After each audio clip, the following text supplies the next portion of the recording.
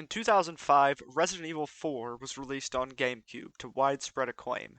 It was immediately cemented in pop culture history, and its countless ports, couple of remasters, and poor follow-ups with Resident Evil 5 and 6 have helped keep it relevant to this very day. Well, here we are almost 2 decades later, and now Resident Evil 4 is available in a way I don't think any would have imagined. Thanks to our reptilian corporate overlords at Meta, I'm looking at you, Zuck, we now have Resident Evil 4 in VR. Exclusive to the Oculus devices, Resi 4 VR is a hell of a port, and clearly the biggest system seller for the Oculus Quest 2, at least right now. Now I realize that this has been out for a while, but I work full time at a factory, so most of my reviews are late anyway, and I don't really care. If you want to help me make reviews faster and better quality, give this video a like, subscribe to the Brevosity, comment down below with what you think, and share this video with anyone you think that would be interested. Now let's talk about Resident Evil 4 VR. If you somehow never played Resi 4 and don't know what it's all about, let me give you a quick rundown. Resi 4 is an intense action horror game, moving away from the previous game's less action-focused survival horror. It was one of the first twin-stick third-person shooters, and was extremely innovative for the time. Although, because it's been so influential, you've likely seen what it has to offer gameplay-wise in other games, and possibly even improved versions of that. But the balance and intense feel of the combat, as well as its massive scope, set it apart from those games to this very day. While the game isn't really scary, it's full of creative horror imagery, and the intensity of the combat will have you on edge the whole time. But this is contrasted by the game's campy story, reminiscent of B-horror movies from the 80s and 90s like The Evil Dead. This goofy story that's full of mostly intentional laughs is always fun. And it does a good job at setting up and elevating the action sequences, which is what a great action game does with its story. And it also gives a respite from the intensity of the horror and the gameplay. The lighter feel can sort of give you a rest from how intense the gameplay is. It was praised for its top-of-the-line visuals upon release, and then we had a couple of remasters for each console generation, which substantially increased the level of graphical detail and fidelity across the board. The newest HD remaster is the version Oculus has brought into VR. Resi 4's graphics from a technical perspective are fine, with a good amount of detail for a game on the Quest 2, especially for its size. A lot of the art style still holds up really well, too. It's got a grit to it that works well with the intensity of the gameplay. But much like the story, its gritty art style contrasts with the over-the-top locations, enemies, and action to create something wholly unique. The characters still look absolutely iconic. The weapons are surprisingly detailed, with fantastic animations. And the character animations still have a great energy and flow to them in VR as well. While enemy humans are fairly generic looking, they do have a good amount of variation with a handful of different character models for each act of the game: village, castle, island. Now this isn't like cyberpunk levels or anything where you're not going to see the same person. I mean, you'll see the same model a lot in these crowds, but for the time it's pretty good, and it really didn't bother me because this isn't a game where that matters all that much. Speaking of these areas, the environments are almost always interesting, with the castle definitely being the standout. The village and island are interesting enough, but bland in comparison and overall not that inspired. The grotesque monstrosities created by the Las Plagas, on the other hand, are disgustingly creative, and can still make my skin crawl today, especially in VR. There's a gross but inspired theme to the monsters, being these Cronenberg-esque bug creatures. But considering most of you have probably played Resident Evil 4, let's move into what you're really here for. How does VR enhance these visuals? While technically the VR port doesn't really enhance the visuals, It completely changes your perception of the visuals by putting you in the eyes of Leon. I mean, if you've played VR before, especially if you've played a VR port of a non VR game, you're going to understand this feeling I'm talking about. Like if you've played Skyrim VR, um, it's such a different feeling actually being there and seeing all this stuff up close. It gives you such an appreciation for things you wouldn't before. And if you haven't experienced VR, then you just can't understand it.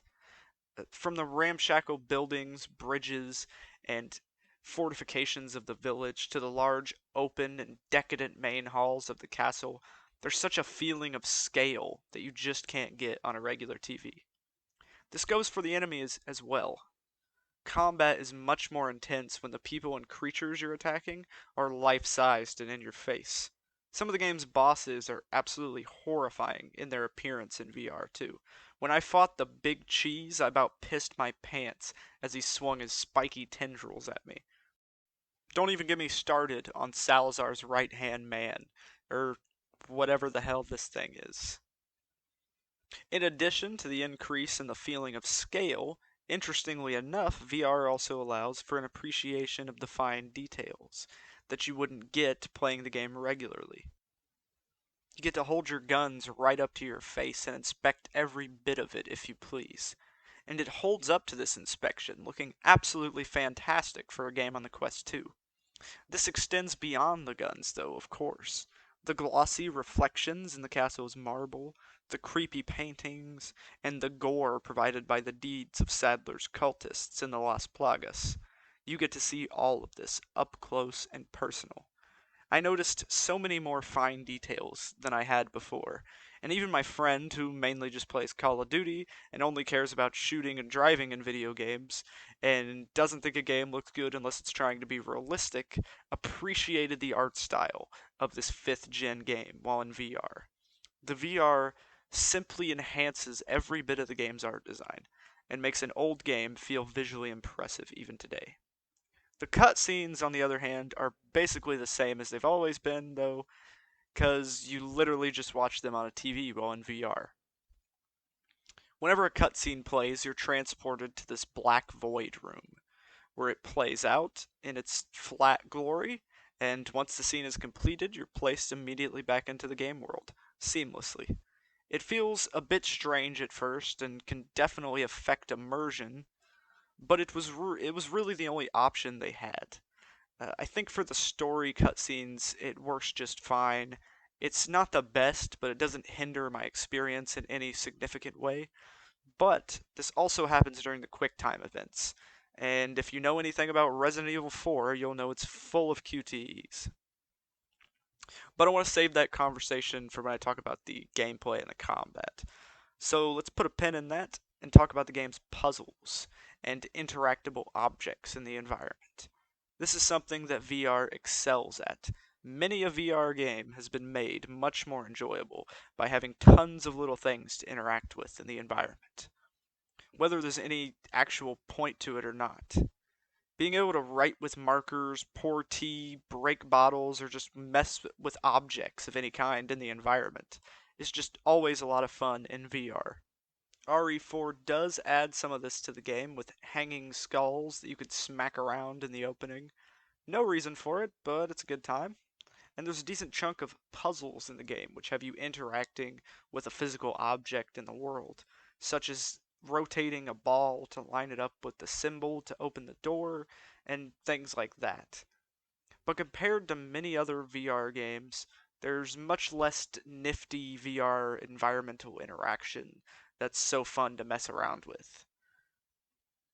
But I wasn't really expecting that from this port, so the interactions that were there I enjoyed and saw as a little caveat. Exploring the levels of RE4 in VR was a really good time. Plenty of crates and barrels to smash with loot to pick up, which even that is made satisfying in VR. Grabbing up ammo, herbs, and treasures, just great. They float right up to your hands, so you don't have to bend down to pick them up. This works about 90% of the time, but very rarely the item won't float up to you when you want it to, which can definitely be annoying in an intense situation. Finding the hidden items throughout the world is made much easier in VR, actually, but they still feel hidden, just not as hidden. More fairly hidden, to be honest. But that only really applies if you haven't played through the original Resident Evil 4 a ton of times, like I know many have. To be honest, I had never played through the entire game until now. And that unfamiliarity with it, I honestly think made it an even more enjoyable experience than if I would have known the game like the back of my hand. Moving around these environments is a bit different than it has been for nearly 2 decades of RE4. The movement feels much less tanky and much more like your average VR first person shooter. Obviously, it's in first person, not third, and with free movement mode selected, you use the left stick and are able to easily move backwards or strafe left or right, unlike the original, which required you to rotate your character to turn and turn around if you want to move backwards quickly. There are some movement settings that make your movement a bit more restricted to combat motion sickness, such as the classic VR teleporting movement. And while some of these settings can make the game feel a bit more difficult and give you less control over your positioning and battles overall, even with these settings turned on and the game's movement feels much less unwieldy than RE4 usually is for newcomers. On top of the more free movement the VR port offers, you can also shoot and move at the same time, which is something that wasn't possible previously. Shooting is much different than it is on regular versions of RE4.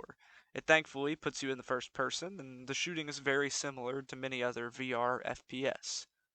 While it isn't Half-Life Alyx, the shooting feels extremely satisfying, with the laser pointer making it feel overall a bit different. Unless you're using a scoped weapon, you won't be looking down any sights. Instead, using the laser pointer on your weapon, which can be changed to whatever color you want. I could easily see this feeling very clunky or annoying, but it actually works really well. I almost always felt my bullets were going in the right place, and my dot never seemed like it was out of place. Another thing that definitely makes the shooting feel above average for VR games is that the game lets you use almost all of the weapons in one hand. Pistols are obvious, but even the game's shotguns and SMGs can be used with one hand or two. Although if you only use one hand on a two-handed weapon, your recoil and spread is increased a lot. What is possibly a happy accident is that I never felt that increased recoil from using one-handed weapons, or using two-handed weapons in one hand, impeded my accuracy all that much. And since I've never been a big fan of the way two-handed guns feel in VR, I mainly just use one hand for these weapons, and they felt awesome when using them that way. The only weapon that requires two hands is the RPG, and since you only have one shot with it anyway, I never really had an issue with it. The rifles don't technically require two hands, even when looking through the scope, but when looking through the scope and shooting long range, it was definitely better to hold them with two hands. It does feel a bit wonky sometimes, but with how little long range shooting you do, it didn't really bother me all that much. Now, something that does bother me is the QuickTime events that are strewn throughout RE4. From cutting plagas on El Gigante to dodging specific attacks, most of RE4's QTEs take you to the same void that its cutscenes play out in, and you're required to shake your remotes or perform specific movements to succeed. While the cutscenes playing out like this didn't bother me all that much, these QTEs felt immersion shattering and pace killing, especially the one that happens when you get attacked. I was really afraid that the kicks and suplexes would be like this as well, but they found a pretty nice middle ground for these that I like a lot. So basically, whenever you kick somebody, or a door, or suplex a bastard, the game cuts seamlessly to a third-person view of what's happening, where you see Leon performing that action. So it basically feels like Leon separates from your body and is like stepping out in front of you to then kick the shit out of a crowd of baddies. I really wish the game's other QTEs could play out this way, especially the one when you get attacked, but I understand the workload for that probably would have been over their budget. Because of the FPS styled combat and the changes to the game's movement, The game's overall combat is a mixed bag of difficulty, even more so than the original. It's overall definitely easier, with the tight resource management feeling a bit more forgiving than the original because of how much easier aiming and dodging enemies is. Add to this the fact that the hidden treasures are much easier to find, and you have a lot more resources then to buy weapons and healing items. On top of this, the difficulty of the game's enemies is messed up with a bit, with the game's larger, slower bosses being absolute pushovers. Overall, while the game's easier difficulty will make it less engaging to seasoned players, being able to feel the guns in VR and have the enemies up in your face makes the experience unforgettable and definitely worth trying. If you've never played Resident Evil 4, then I honestly think this is currently the best way to play it for the first time. Another thing that will make players of any shape or skill level enjoy the game is its extensive accessibility controls that allow you to change your height, item placements, as well as a plethora of changes to ease motion sickness. I don't know if I'd recommend it as your first VR experience, but it doesn't take a VR vet to enjoy it without throwing up. I would absolutely recommend getting Resident Evil 4 VR for $40, as it offers not only a 10 to 15 hour campaign, but while it didn't have this at launch, thanks to a recent update, Resident Evil 4 VR now has the Mercenaries mode, which can give you tons of arcadey fun to have with the game's mechanics, offering a time attack sort of mode where you're trying to score as much points as possible, as well as a challenge mode that has unique scenarios to complete. On top of this, you can unlock 4 new characters to play as in the Mercenary mode that all have relatively distinct playstyles. It adds an absolute ton of value to the product and gives you countless of hours of fun to be had. I'm really glad I decided to check out RE4 VR on the Oculus Quest 2, and it receives my highest recommendation, whether you're an RE4 fan, a VR enthusiast, or someone new to VR looking for a fun, intense action shooter experience. Thanks for watching, like the video, and follow the Bravosity for more shit like this.